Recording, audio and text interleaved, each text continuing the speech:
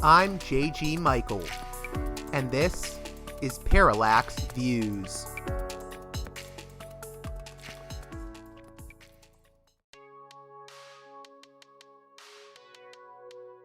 Hey there, Parallax Views listeners. Independent media matters, and your support makes it possible. If Parallax Views has challenged your thinking, exposed you to new ideas, or simply kept you company on your commute, now's the time to help sustain it. Listen, share, and if you can, support the show on Patreon at patreon.com/parallaxviews. One more time, that's patreon.com/parallaxviews. If you want, you can also make a one-time donation by contacting me at parallaxviewspod@protonmail.com. I can give you a link to my PayPal page if you contact me that way. Let's show what listener-supported media can do.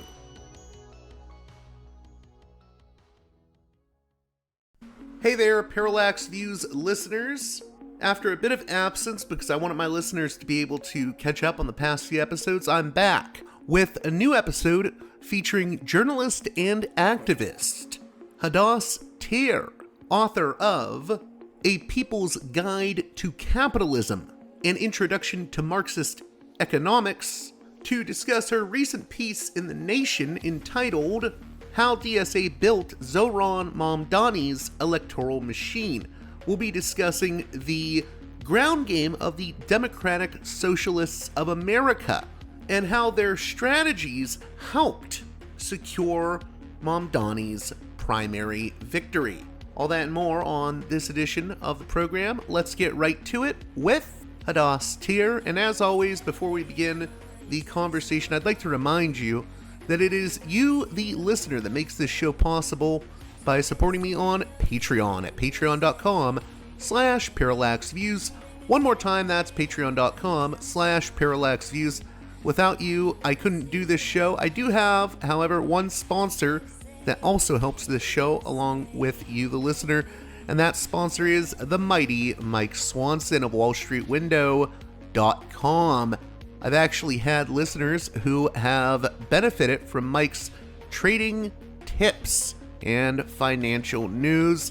Check out his work at wallstreetwindow.com, where you can also get a free ebook by Mike entitled The Twofold Formula, the single best trading pattern I have ever used. Highly recommend it. His newsletter is very worthwhile. Check it out, wallstreetwindow.com. And with that being said, on to the conversation.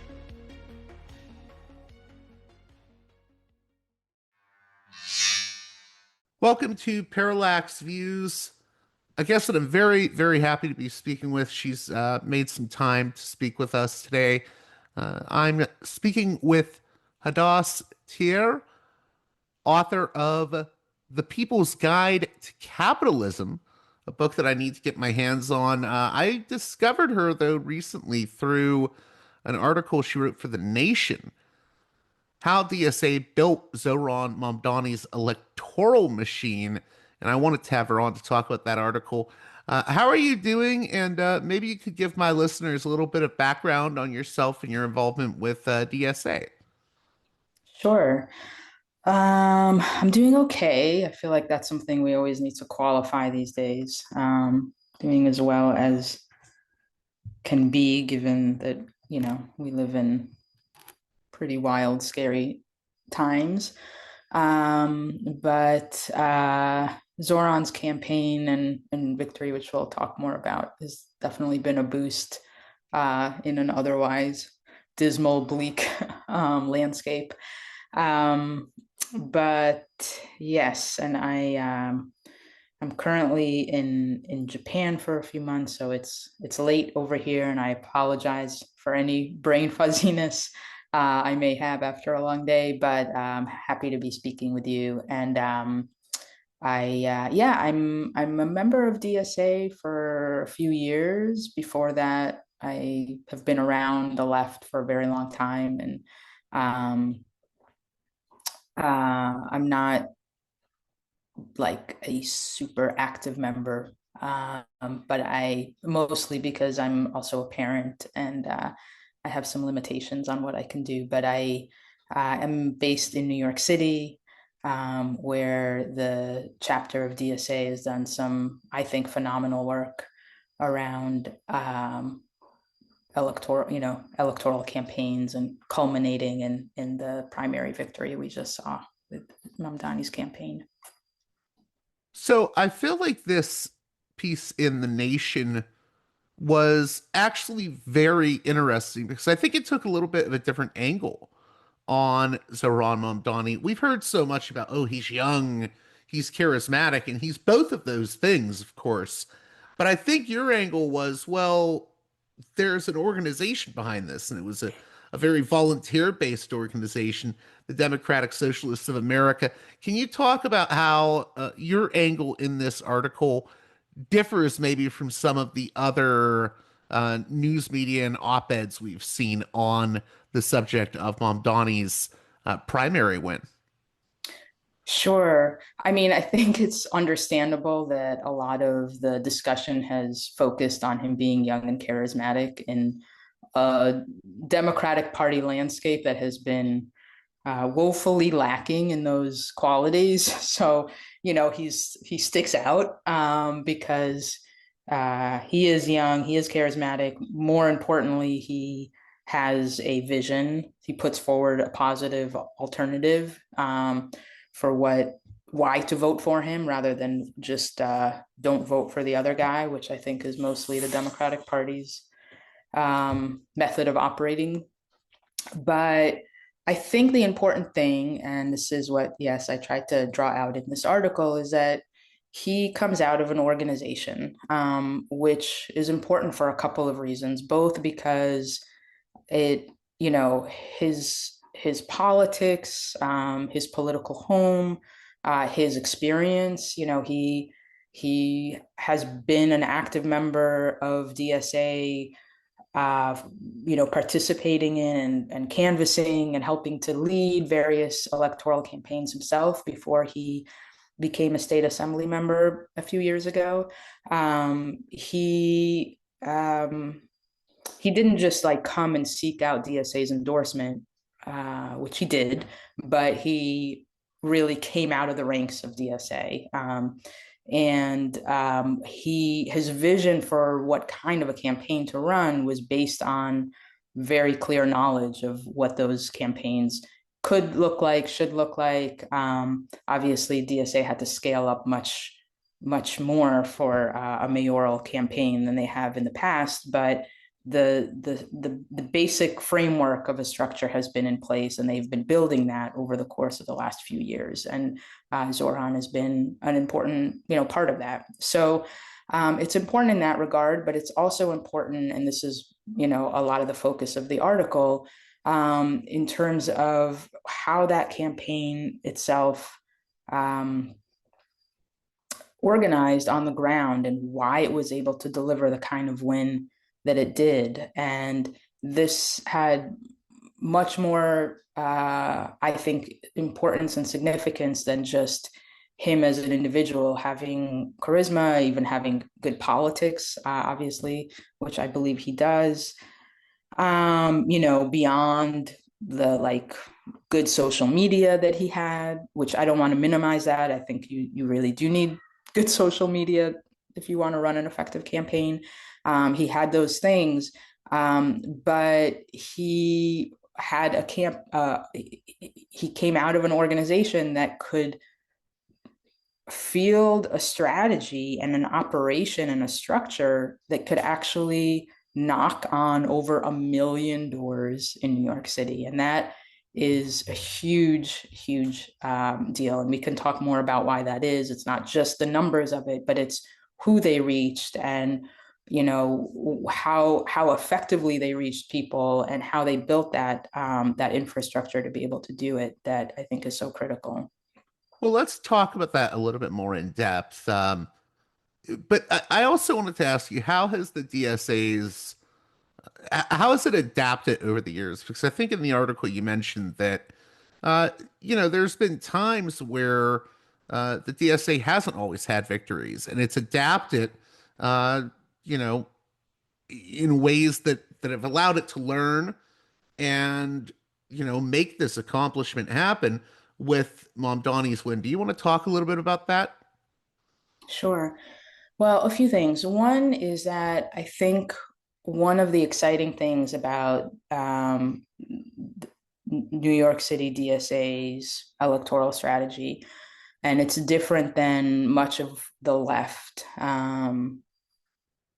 certainly that I have participated in or seen myself, is that their strategy is to win, not just to run campaigns for the sake of like propaganda machines or like protest votes, but actually trying to strategize about where can we win and how. And that's one thing that I think is really important. That said, they have won and lost various campaigns, like you've said, and it hasn't been a prerequisite that they have to win, because then you just don't run campaigns. They have gone into campaigns kind of with as clear of a strategy as possible to try to win, but also knowing that when you lose, you still learn. And you don't just learn, lessons of what worked and what didn't work. You learn really important, data. They every time they run a campaign, they keep information about all of the neighborhoods that they canvassed. They build up information about who the voters are there, who the constituents are, who the people that they've talked to at the doors. They have, files on all of these neighborhoods where they've canvassed, and they are able to continue to build on that. And they also learned, I think one of the really crucial things is about how early you have to start. You have to start way earlier than a conventional campaign because nobody knows your name when you're the underdog and you're not the establishment, candidate. You have to have volunteer infrastructure much deeper and wider than maybe they initially started with. They've built an operation where they have, and I kind of outlined some of the details of this in the article, but different layers of volunteers, right? Where you have like the canvassers, but then you have the canvas leads who organize the canvassers, and then you have the field leads who organize the entire like sections that can deploy canvas leads. And then, you have, more of the campaign staff. So you have these different layers that facilitate being able to bring more people into the fold. And that's one of the things that I think is so significant about their strategy, is that they're purposefully trying to bring more people into the fold, whereas more conventional campaigns tend to gatekeep skills, where it's like there's the people that work for the campaign, and then you have the like canvassers, and there's that division, instead of actually trying to make, if there's a canvasser who's enthusiastic and keeps coming back, then they can become a field lead and they can organize their fellow canvassers and neighbors and so on. You can go from being a canvas lead to a field lead, et cetera, and actually build a depth of organizing power in that way. If you could, in that regard, one of the things you mentioned is that the DSA really went for a field first campaign. What does that mean for listeners that are unfamiliar with the terminology? Right. So in any campaign, there's different departments of the campaign, so to speak. There's the field operation, which we just talked about and described, the canvassers and going out and talking to people. There's the communications folks in a campaign. There's the fundraising folks.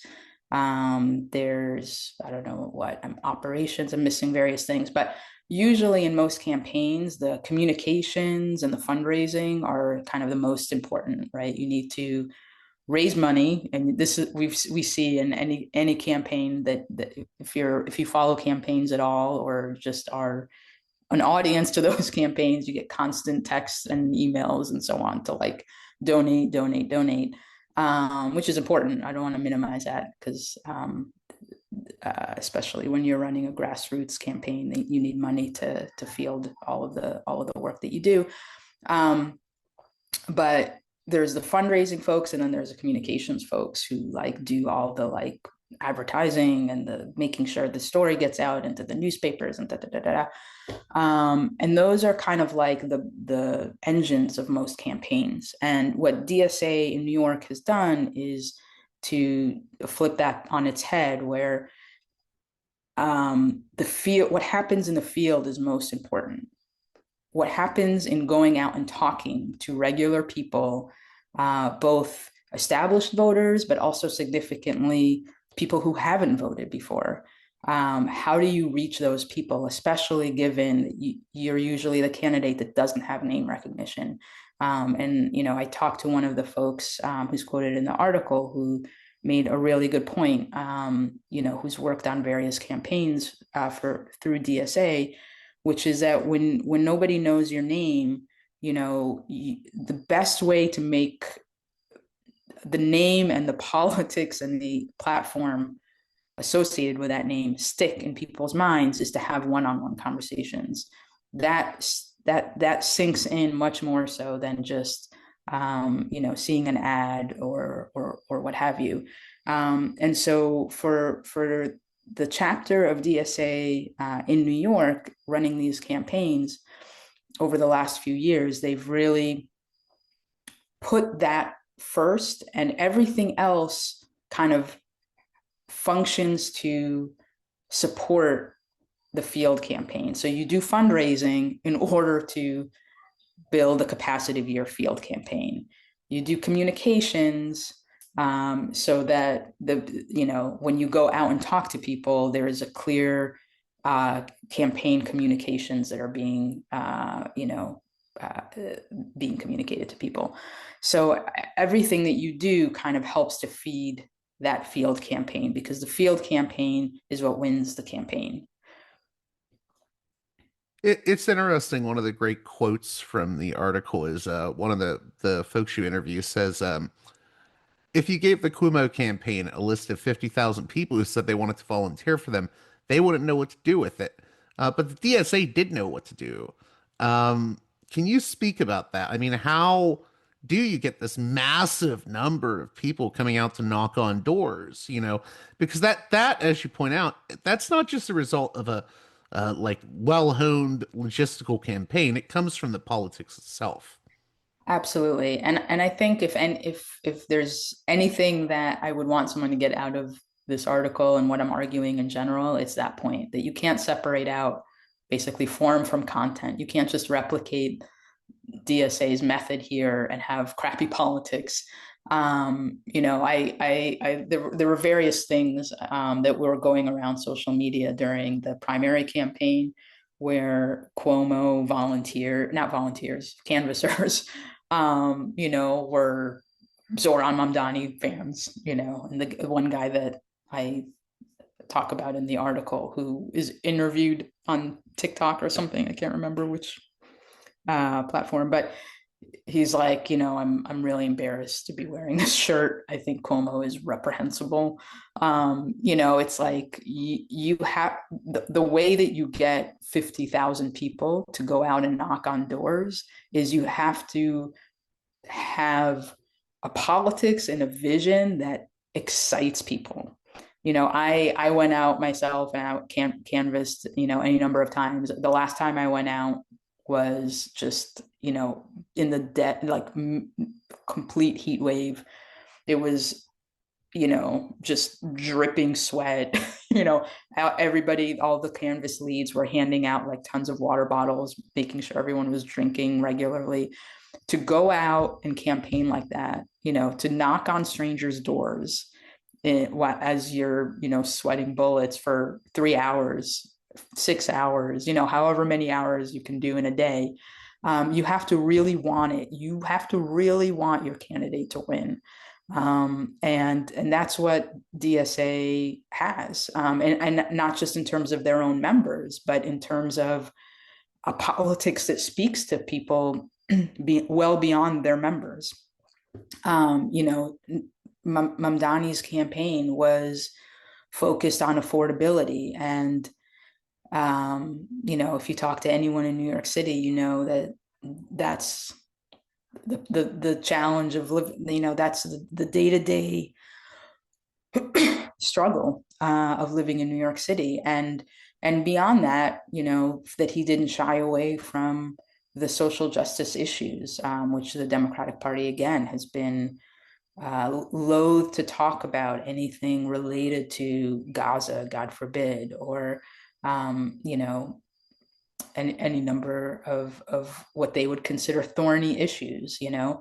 But Zoran talked about those issues, didn't shy away from them. And as a result, both the people who were galvanized by his campaign, many of whom had never voted before, many of whom had voted for him, but also who were willing to go out and therefore volunteer for him and for that vision, is you just can't separate that from the infrastructure of the campaign itself. That's what made it possible. And that's also incidentally, you know, why the kind of campaign that DSA ran and runs also flows from a politics of wanting to empower regular people and working people, and not gatekeep skills, actually Yeah, try to I plug think you used people the term in. that's like it's the DSA special sauce. Exactly. And I can't take credit for that. That was Grace Massar said that, who's the one of the co leaders of the chapter in New York City. You had an interesting portion of the article, and I wanted you to explain it because I was confused just a little bit about it. It's a whole section called DSA is seed money, and seed money gets used in quotes. So maybe you could explain that portion of the article a bit. Sure. So I think, you know, one of the main points that I wanted to make here is that the volunteers that powered Zoran's campaign were not just DSA members. And there was no way that even DSA has grown very significantly over the last few years in New York City, and they have, you know, tens of thousands of members, and that's hugely important. But you know, you can't knock on over 1 million doors. You can't reach 6-digit figure number of voters, with, you know, tens of thousands, even members, even though that's, you know, that's a good number to start with, but that isn't what you need much more than that.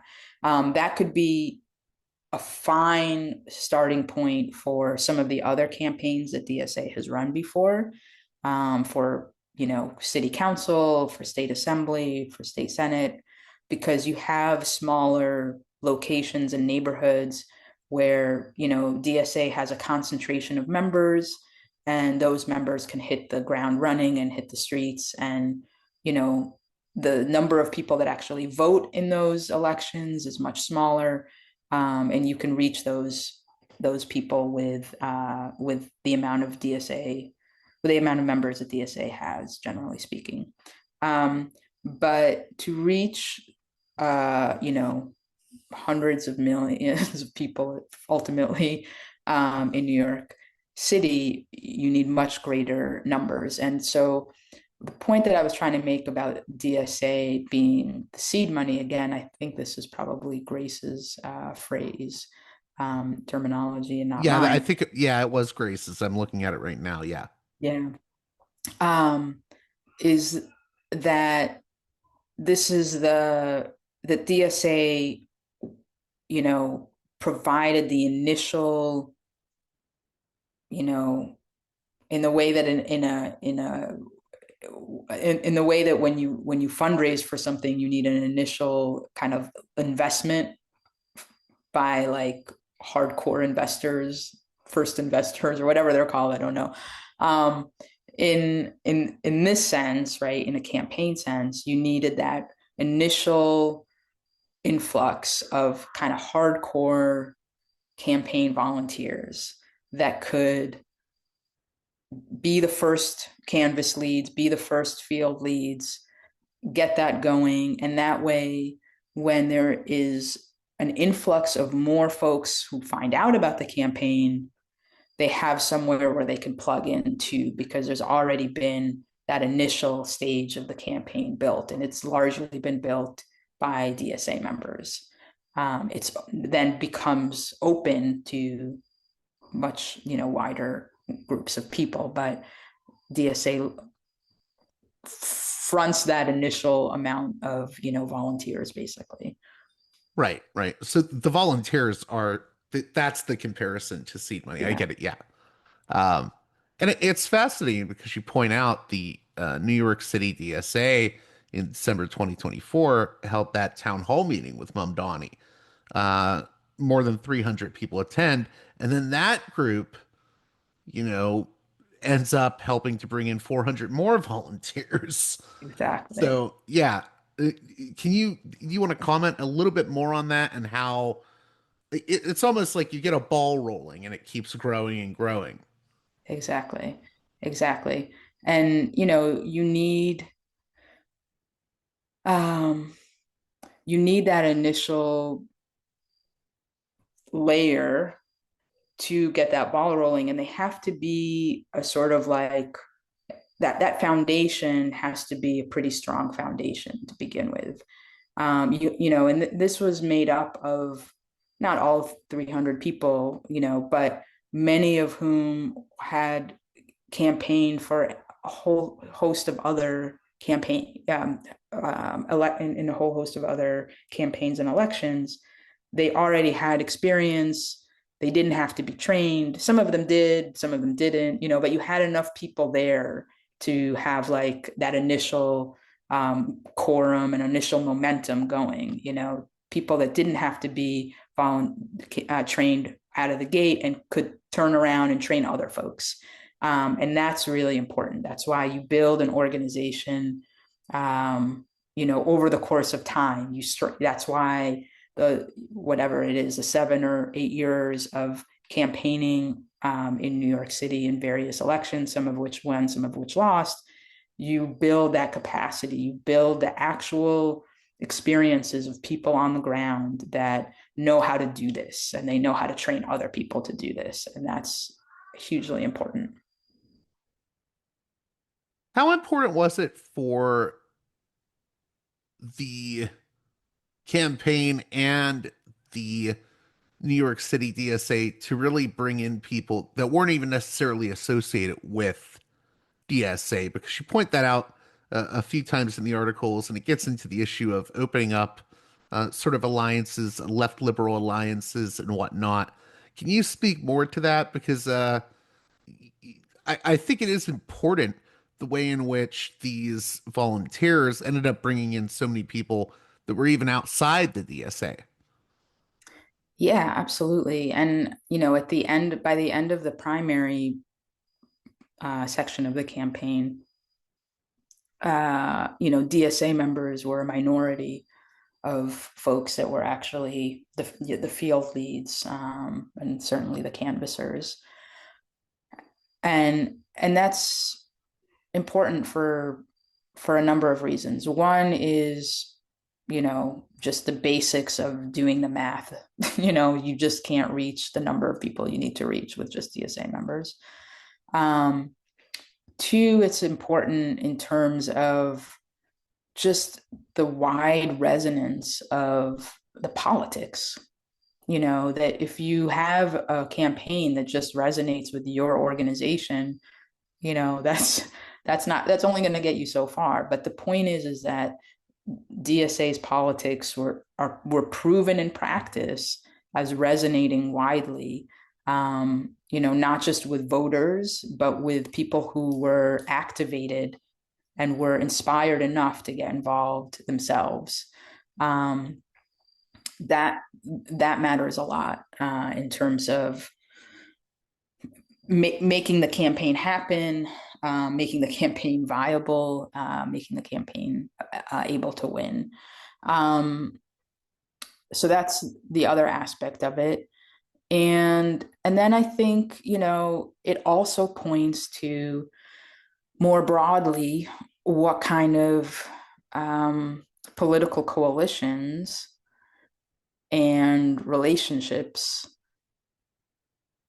power this campaign at all different levels, not just at the volunteer basis, but there were a whole number of organizations that actually endorsed Mamdani's campaign, that participated to varying levels in terms of turning out the vote. There were community groups that played important roles.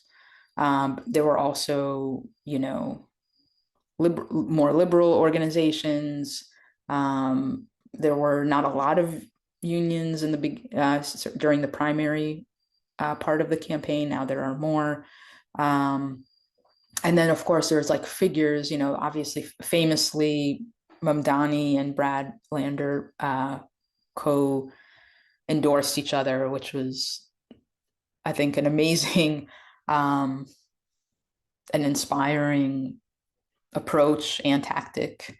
But it really points to, I think, not just a way to win a campaign, but maybe even more importantly, it provides a model for how do we fight a rising right in this country?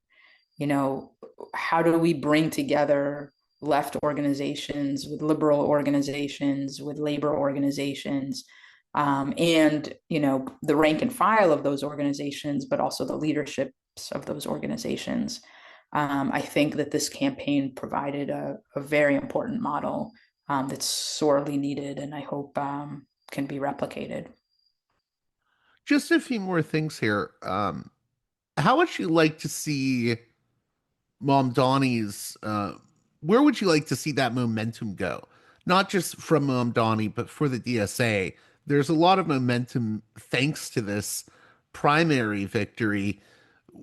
Where do you want to see that go? And, one of the criticisms I always hear from, a lot of like the more centrist media is, well, New York is just New York. And, this isn't going to grow outside of that. And I think that's not necessarily true. I do think populist economic messaging has an appeal right now. Absolutely. I mean, I think if I had one wish, it would be for like these kind of for the politics that powered Mamdani's campaign to be the politics that animate campaigns all over the country. And you know, Bernie Sanders has played a huge role in developing those kind of politics, and developing a new generation of people that have been inspired by and are leading the charge now around those politics. I recently was watching a video of him. I can't remember if it was he went to West Virginia, but he went into like the heart of like, a Trump a county that had gone, for Trump in 2024, and just spoke to Trump supporters and spoke to various people, and like people were really into what he said. People were like, "Oh yeah, absolutely, I agree with you," and you're not so bad. Like it turns out, you seem like a decent guy, and you say the things that make sense to me. Um, these politics, I think, are widely resonant, absolutely outside the bounds of New York City.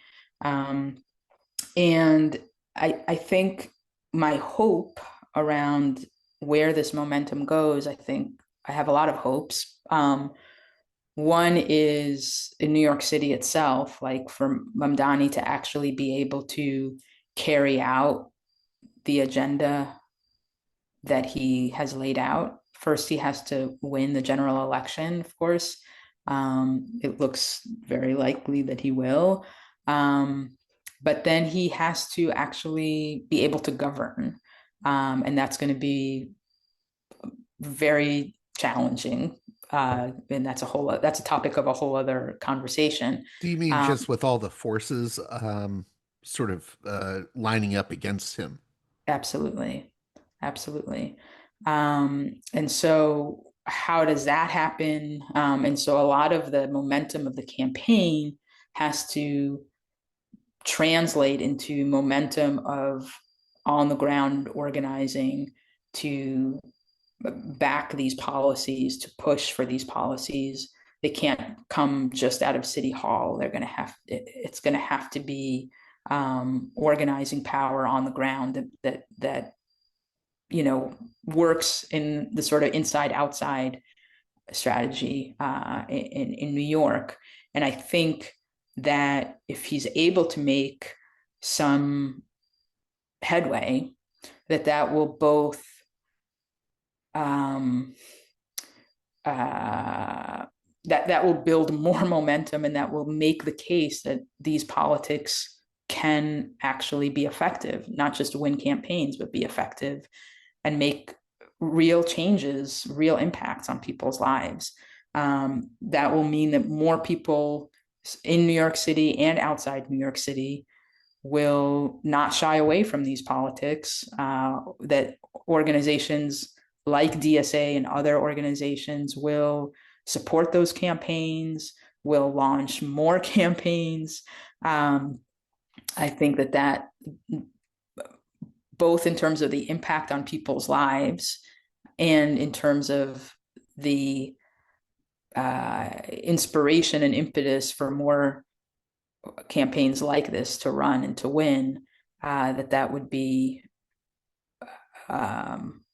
certainly my wish. I think that, you know, the New York City chapter of DSA has, in my mind, and again, I'm based in New York, and I can't pretend to be an expert about what happens around the country, but as far as I can tell, is really at the forefront of this kind of strategy.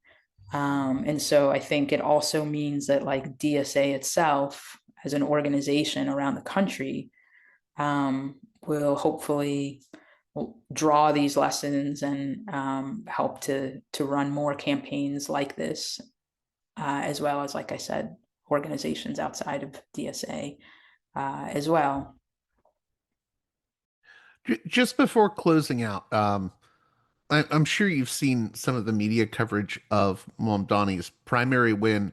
What do you think the biggest myths that are being perpetrated are? Because I think there's a lot of attempts to like throw water on the momentum by the forces allied against uh, Mamdani and against the DSA. So what do you think the biggest myths are that need to be busted about this primary win?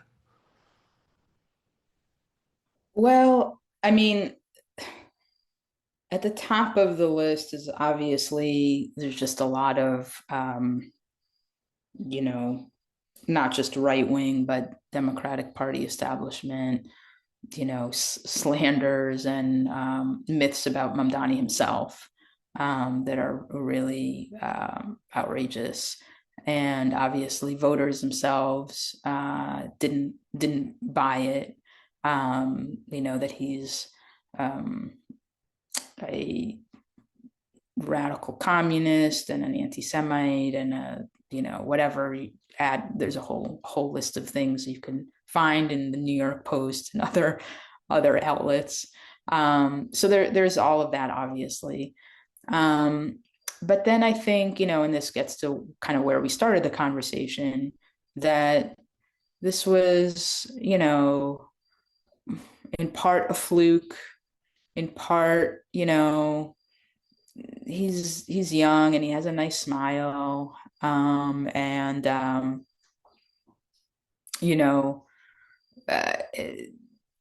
he he made stuff up, in terms of like what he plans on delivering, that he won't ever do that. All of those kind of things that really just seek to undermine his politics, DSA's politics, um, politics of democratic socialism and working class politics in general. Well, even the way that Kumo's loss was framed, because going into it, it was, well, obviously he's going to be victorious over Mamdani because, he's part of a political dynasty. And then afterwards it became, well, he was just too toxic because of all the scandals and whatnot. I think it was more than just that, though. I don't think it was just that. I mean, I think Kumo was toxic to a lot of New Yeah, Yorkers, but I think there was also just the fact that the Mamdani campaign and the DSA were very like boots on the ground, part of their community. It's sort of yeah, like, yeah, well, who are you going to trust? The people in your community or you're a talking head on TV? yeah, absolutely. And I just to say one quick thing too about that is that I think that there was a lot, also a lot of kind of trying to undermine who it was that came out to vote for Mamdani and who it was that came out to volunteer for Mamdani, as like DSA or just like kind of um, young white, you know, um, lefties that are out of touch with like real regular New Yorkers and so on. That clearly did not pan out in terms of the amount of votes that Mamdani received and from where. Obviously, there's some places. There's still some places left to go, really significantly. Around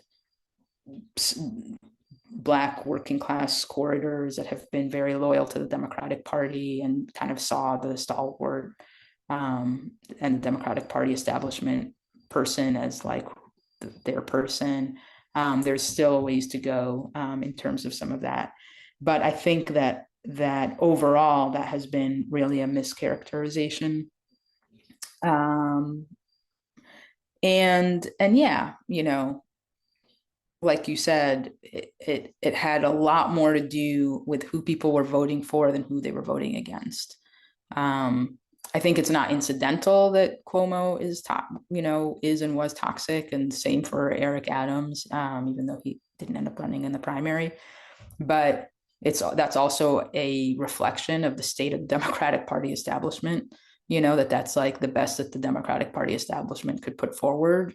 Um, that also says a lot, and it speaks to why people are rejecting that and going for an alternative. But you have to actually provide an alternative, and that's really the important thing. That's the number one takeaway. Like, what is the alternative that you're putting forward? You need an alternative to the Republicans, and you need an alternative to the Democratic Party establishment stalwarts. And is there anything that I missed that you would like to point out in closing? I hope I did a good job of covering the basics of the piece you wrote. I mean, it gets even a little bit more in depth than that, so I suggest people read it in the latest issue of The Nation. But is there anything else you wanted to add, I guess, at the end here? I mean, the only thing that I'll add is just to emphasize something that we touched on about, what comes next. Should Mamdani hopefully win the general election, winning the election is only the beginning of the battle. And so I think that the important thing, certainly for us, for me, like as a New Yorker, but also more broadly, right, is how do we turn uh, electoral victory into an effective, you know, uh, politics on the ground where we can prove that economic populism is not just like a good campaign tool, but can actually make people's lives better and can actually be an effective tool against a rising right. And all the attempts that we'll see, um, not just locally, but obviously nationally in terms of Trump's threats, which we know he will happily carry through on to put a stranglehold on certain funding sources which the city and the state are both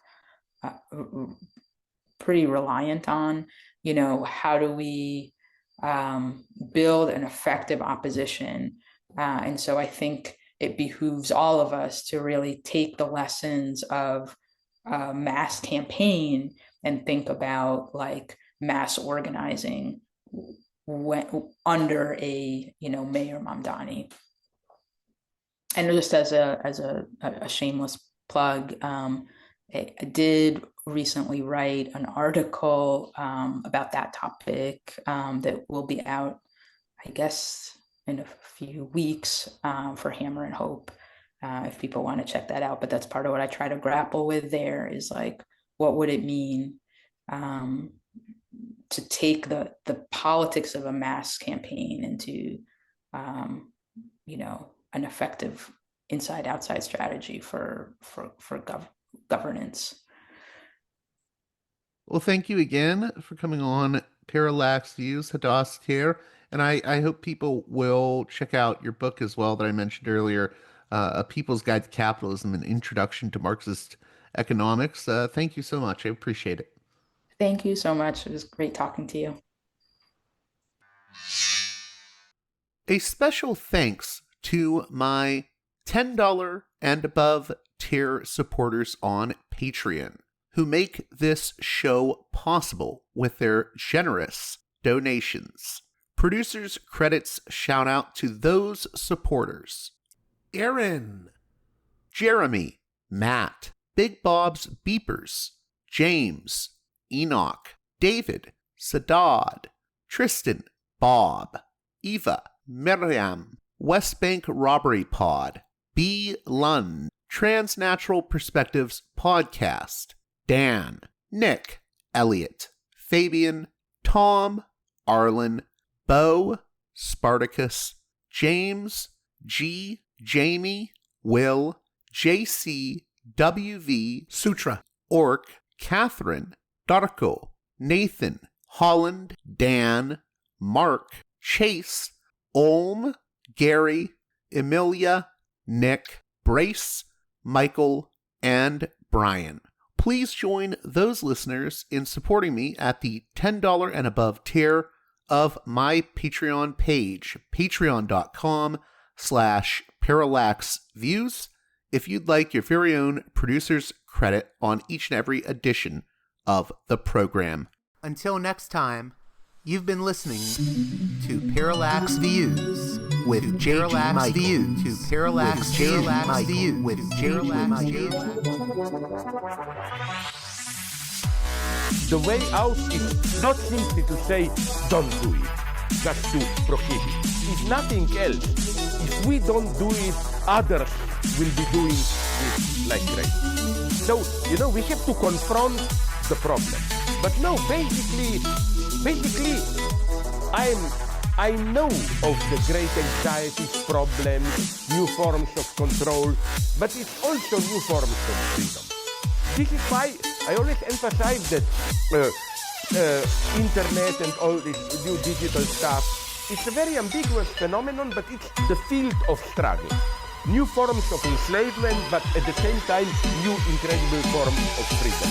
We have to accept the fight with no nostalgia for old, allegedly more authentic communities or whatever. I'm not afraid. I'm not afraid. I'm not afraid. I'm not afraid.